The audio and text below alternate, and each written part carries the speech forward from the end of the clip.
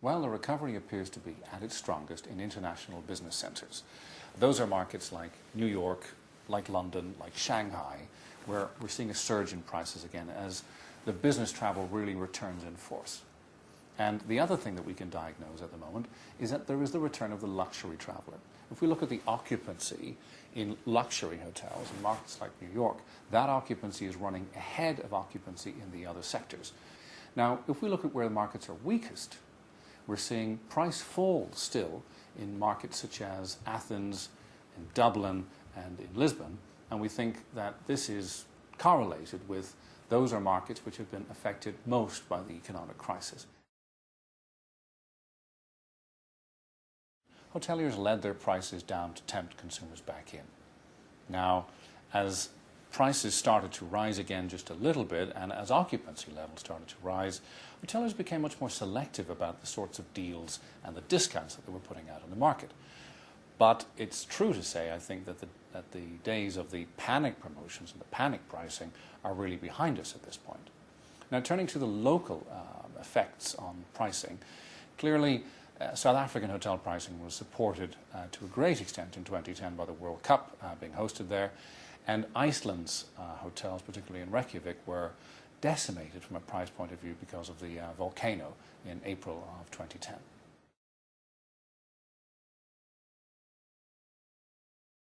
Well, if you're looking for luxury for less, then I would say look east, and in particular to Eastern Europe.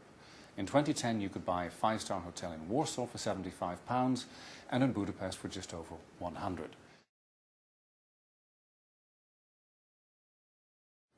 Well, whereas 2 and 3 years ago, we used to talk about New York and Moscow consistently leading those league tables, in the last year or so, we've really seen a change of guard.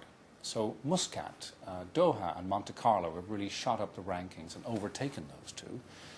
And we think that that is part and parcel a function of a change in travel patterns as people start to prioritize those destinations.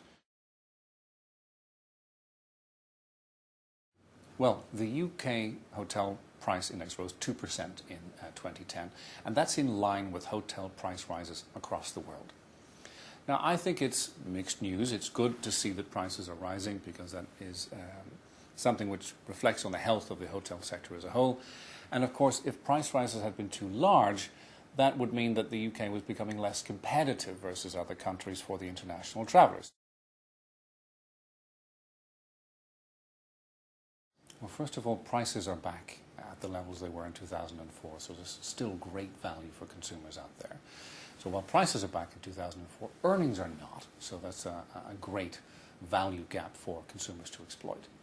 Secondly, prices are rising again and the discounts are narrowing, so there's no time like now to book travel.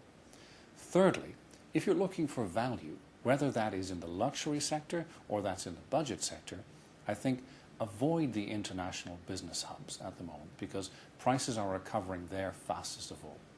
And I think lastly, if you're looking for value, well, as we pass our 20th year in hotels.com, we're more committed than ever to finding the best deals out there in the market for our consumers.